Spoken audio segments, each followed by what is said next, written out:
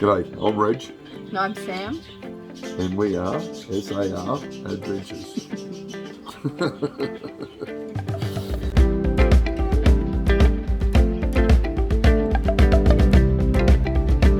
morning, everybody. Hey, good morning. Today is the Day one. day one. I was going to say the date, but I can't even remember what the day is.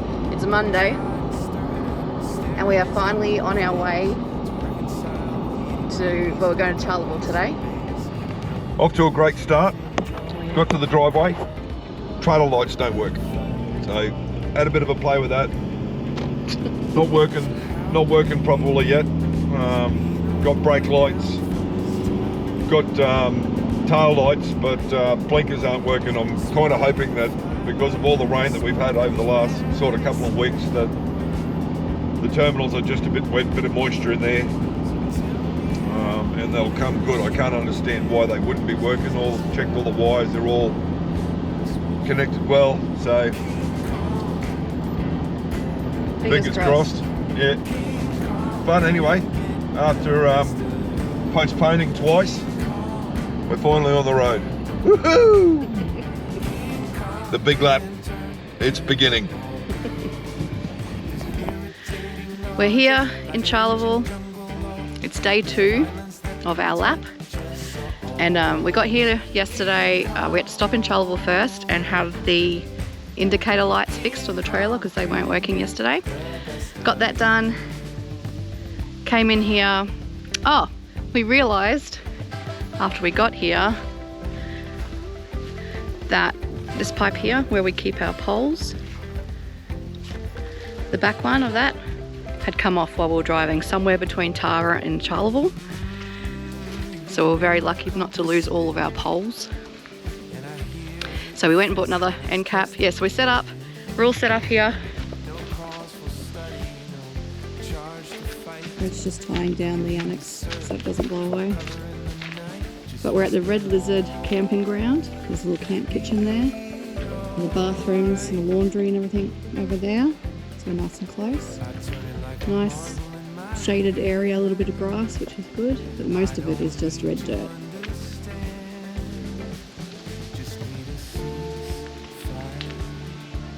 But not bad for, I think it's $35 a night for power and water. So today we're heading to the Cosmos Centre. That's tonight. We've got a booking at 7:30, and then we thought today we'll go look at the Royal Flying Doctors Museum, and I think that's about it. Hey everyone. Hi, we're on day 3 of our lap. Today's Wednesday. Yeah. Something. Yesterday we spent the day looking around Charleville. Yeah. We went to the World War II American secret base that was based here in Charleville during the Second World War, obviously, World War II. Was only established in 2020, so it's only in its fledgling sort of life, and it's I thought it was absolutely brilliant. It was just a self-toured guide through with interactive displays. You'd push the button and they tell a bit of a story about it, but it was a really good little museum in relation to that initial unity of the Australian and the US Defence Forces with their so-called secret base here at Charleville. I don't understand how it could be secret because they were flying B-17s in and out. So, wow. I mean, if you didn't see that flying through the sky coming into land, then, you know, you seriously need to go to see Specsavers.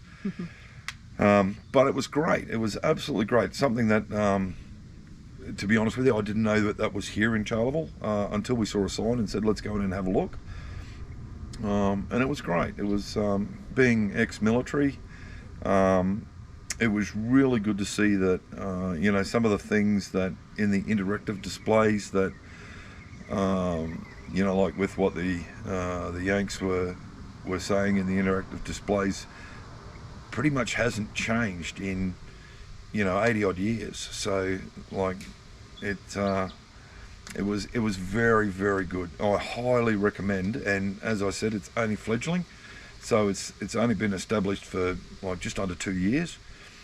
There is also a bus tour I think so. that they take you around the entire base and show the remnants of like where specific buildings were, where trenches were. Well, we think that's what they do. Yeah, We don't yeah. know. Unfortunately, the bus tour wasn't running when we were there. But I've spoken to some of the people that are here camping as well, and they've said that they've done the bus tour and that it's brilliant. So yeah, something to keep an eye out on if you're in the area. And it was pretty cheap too. It was like $8 to get in. And Yeah, for me. And because I'm an ex-defence member, it was free for me, which again, brilliant. Like, yeah, I thought it was just wonderful, and it was right next to the Royal Flying Doctors Visitor Centre, it's called. Yeah. I always thought it was a museum, but it's a visitors centre. Which was on our list to see. Yeah. Again, it was interesting. I mean, like, I think those from a medical background would get a real thrill with what they showed. Like all the since its foundation in 1921, I think it was. Like all the medical instruments and the humidity cribs and the development of the Royal Flying Doctors was interesting.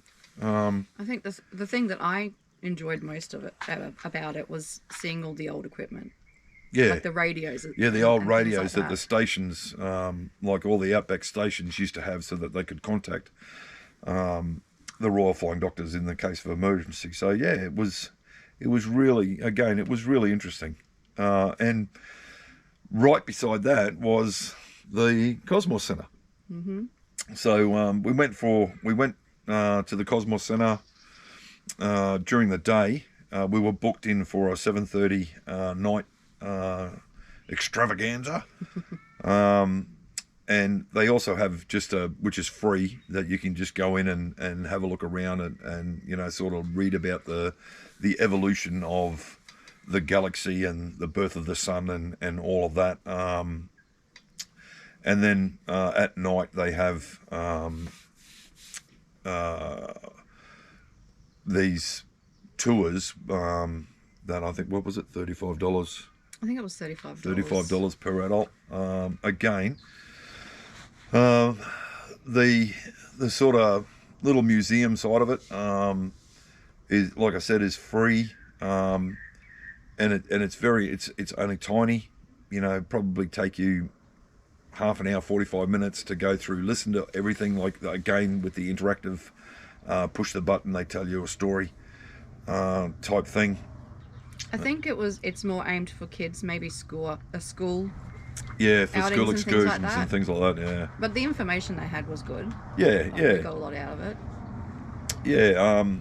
And then, like I said, at 7:30 we booked, and bookings are essential to do the Cosmos night tour.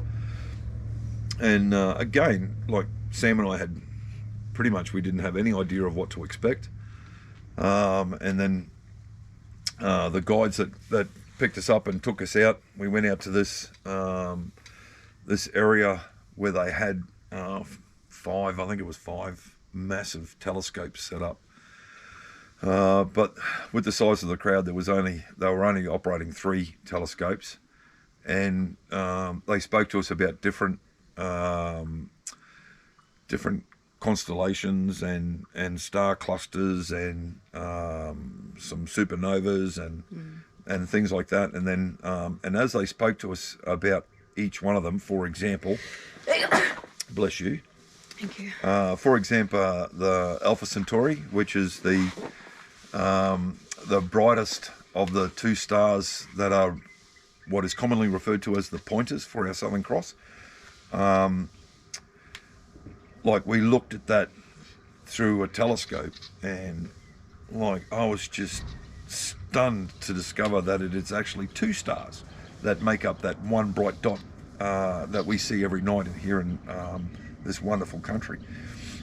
And then we looked at this other thing called the jewel box, which was, and again, we're looking through these telescopes, and the jewel box you can't see with your naked eye. I remember no, you yeah, saying. that's right. Yeah, it's the jewel box is located pretty much right next to the Southern Cross, and as Sam said, it can't be seen with the naked eye. So they sort of explained it to us, and to be honest with you, I think the guide might get in a bit of a shit because she had her laser pointer pointing up to the different stars, and then as she's doing that, an aircraft flies past. So, I'm not really sure how that's going to go. But, however, so she put the laser beam up into the sky, pointed in the general direction of where we're going to be looking with the telescope, and then explained what was up there, and then at one at a time, we were broken up into 3 groups because of the 3 telescopes, and then one at a time we went up and looked into this telescope, and the guide that was with each telescope told us what to look for, and kind of asked us what we saw as well. I suppose that was so that they got an understanding that we were actually looking at the right thing. And what blew me away was that I'm looking at this jewel box, this cluster of stars that can't be seen from the naked eye, and I could, depict what they refer to as the fallen over traffic lights, which appear as different colours to different people. Like I saw the red, but the other 2 were just plain white. Sam, I saw nothing. I mean, I did see stuff. I didn't see any colours, and I didn't have my glasses, so I couldn't focus properly. Probably if you intend to go and do something like this, and you wear glasses, it's probably a good idea to take them with you. Like I said, neither of us had any idea of what to expect, and so we both left our glasses in the car. But that jewel box is 6,419 light years from Earth, and I'm looking at it through a telescope. Absolutely amazing. But unfortunately, a cloud cover started to roll in, so we had to go to what they refer to as their Plan B, which is a large observatory. And for those of you that have been to like the observatory on Mount Cootha in Brisbane, it's very similar to that. So they show you all the different constellations in the night sky, what the sky would look like on that night with no clouds. And like I said, just like the observatory that it's in Brisbane, seats aren't as comfortable as the ones in Brisbane, but hey, this is Charleville. So, and what they offer, I thought, was absolutely excellent. Certainly, if you're in this area or you're heading out this way, certainly worthwhile. Absolutely worthwhile. So I haven't been to the one in Brisbane or to any observatory. And a lot of the times I don't know what I'm looking for. Like Reg tried to show me the other night, and he's like, "You see the Southern Cross?" And I'm like, "Yeah, I wasn't looking at the Southern Cross. I have no idea what I was looking at." But going to the observatory, I liked how they showed us, like even the star signs, for example, and they showed the star signs and where they are in the sky and things like that. And I went, "Oh yeah, I can see that now." So I really enjoyed it. Yeah, no, absolutely worthwhile. So that's been our trip here to Charleville. I don't know if we mentioned where we're staying. Oh, I can't remember if I've filmed it. No, we probably haven't. So you go. Yeah, we're staying at a place called the Red Lizard Camping Ground. Nice little spot. Oh, it's lovely. It's $35 a night. It was $35 a night. For power and water. It's nice and clean. Lovely big kitchen area, and they also have a big ass telescope as well that just people that are camping here can go up and grab it and like move it out into the open area and have a look at have a look at stuff through that. We wouldn't see much tonight. Overcast. To be honest with you, I went and had a look at it, and I, without an instruction manual on even how to turn this thing on, I was bamboozled. So, I suppose the staff would be able to show us if we asked. yeah, But yeah, probably. it's overcast. We wouldn't see anything unless it cleared up tonight. Yeah, so there's a lovely big kitchen area where they provide a little bar fridge for you to keep stuff cool. And I'm probably talking about people that travel with eskies and ice. So and they've got like a kettle and toaster and that for people to use. A lovely rustic, very clean shower block. Although the male side of it is, I haven't had a walk through the women's side yet. So I took some video footage, so I'll put some in. So yeah, again, nice spot. It's we're fortunate in the sense that there's probably only 10 people here. It has been steady. Like we've been here for 2 nights. 2 nights, yeah. So there has been a steady flow. Sort of, 2 caravans will come in, 1 will go, and then the next night 1 caravan will come in and 3 will go. So it's just been that constant sort of same amount of number of people here. And everybody is considerate, and like when you book in, he sort of gives you an options of which site you'd like to choose, and we're all sort of fairly well spread out, not sitting on top of each other, camped side by side. So that's good. I like this place. $35 a night I thought is quite reasonable.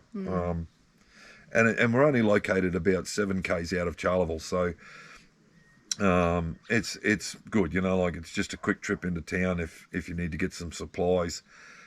From here, the World War II secret base museum, the Royal Flying Doctors Information Centre, and the Cosmos Centre are all between here and town. So it was like we didn't have to worry about going through town or anything like that to go to any of these places that we went and had a look at. So that's it, the Red Lizard camping ground. Now, tomorrow. So we've had a little bit of discussion as to what to do. We were originally going to go from here to Longreach, stay a few nights at Longreach, but seeing as how we've already been to Longreach and we did the Qantas Museum and I can't remember what else we did, but we went to Winton and we did the dinosaur. Oh, okay, yeah, that's right, we did too. The only thing that's at Longreach that we were going to go and see was the Stockman's Hall of Fame. So it's 530 kilometres from here. And we've decided, and it's probably more of a case of I've convinced Sam, that going all the way to Longreach just to see the Stockman's Hall of Fame isn't worth it. I think also we're really not that far from home base. Yeah, that's right. So if we want to, after we've done our lap, we decide, that's something we really want to do. It's not that much of a... Which we certainly will, because, like I want to do, down the track, I want to do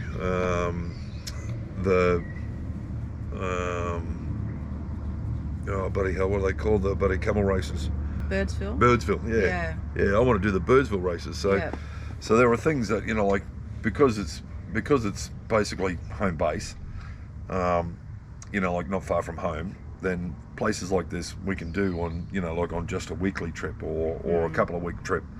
What we've decided to do is we're gonna miss Longreach. We're gonna go from here up through Augathella, blah blah blah, Blackall, Barcaldine, and then we're going to turn right and then head to the gem fields. That's my phone. I've just got a message. And we're going to be staying at the S.A.R RSL retreat. Is that what it's called? Yeah. So so that's our plan for tomorrow. That'll be in our next video. Yeah. And yeah, that's what we'll put up on our next video will be the gem fields and a little bit of emerald and whatever else is around that space. I hope you liked this video. I pretty much don't have a lot else to say. Nope. So give us a thumbs up, subscribe, and we'll see you in the next video. Take care. So this is a Christmas present that was given to us by Chris and Michaela. So it's basically one giant scratchy. So what you do is you, if I come in a little bit here, should be about, I think there's Charleville there. yeah, Charleville. And Surat, Tara. So Okay, so we went from there to there. yeah, to Surat, Roma. yeah, and then Charleville. So basically, what Sam's going to do now is start it where we started from, and then scratch off the road that we've been along thus far. Got a little magnifier, or no, little ruler. It's a bit of both. So I'm going to just draw a line straight from Tara to Surat because we didn't go down there. So I'm going to scratch it.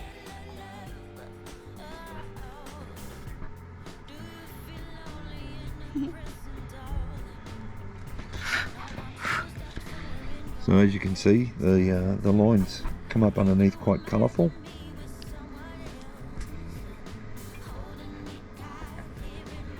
The red dot represents Surat, and then from Roma